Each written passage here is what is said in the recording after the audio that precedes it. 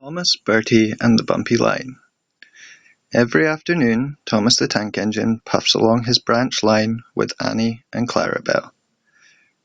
First they pass the watermill, next they come to a big farm. Then they can see a bridge with a village nestled either side of it. This is a special place. Whenever children hear Thomas coming along, they stand on the bridge waving until he is out of sight. One day, Thomas was running late. He had stopped at the signal before the bridge to talk to some new children. Percy was waiting too. "Hurry up, Thomas," called Percy when the signal dropped. "If you're late, the Fat Controller may get a new engine to replace you." He would never do that, thought Thomas, but he was worried. Next day, Thomas hurried along the line. Just ahead was the goods yard. There on the platform was an inspector, waving a red flag. Next, Thomas saw some children. They were waving too. Something must be wrong, thought Thomas. This station is for goods, not passengers.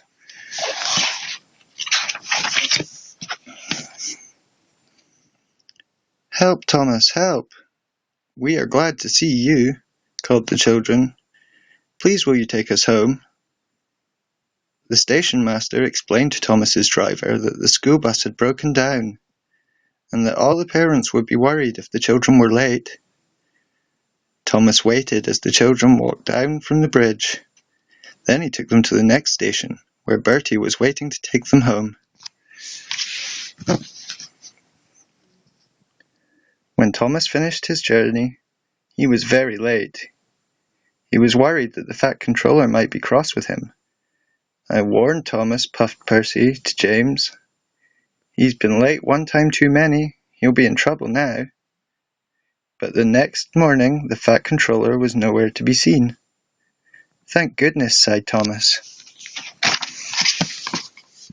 Thomas knows every part of his branch line, but just ahead was a stretch where the hot sun had bent the rails on the track. "Careful, Thomas," called his driver, but it was too late. "That's done it," said the driver. "We shan't get any further today." "But what about my passengers?" "Don't you worry, they'll be looked after," replied his driver. While workmen repaired the line, Thomas had to shunt trucks in the yard. Bertie came to see him. "I understand you need my help again." "Yes, Bertie," replied Thomas sadly. "I can't run without my rails." Bertie set off to collect Thomas's passengers. "Hello, Bertie," they said. "We are glad you are here."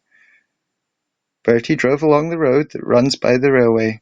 He stopped at each station along the line. Sometimes he stopped between stations to let people off closer to their homes. Thomas felt miserable. "I've lost my passengers. They'll like Bertie better than me." The Fat Controller arrived. "Your branch line is repaired. I'm going to change your timetable so that you and Bertie can work together more." When Thomas reached the station, there were all his passengers. "Bertie is a good bus, but we missed our train rides with you," they said. Later, Thomas spoke to Bertie. "Thank you for looking after my passengers." "That's all right, Thomas. I like to make new friends, but I'm glad to share them with you." "Bertie," said Thomas, "you are a good friend indeed." The end.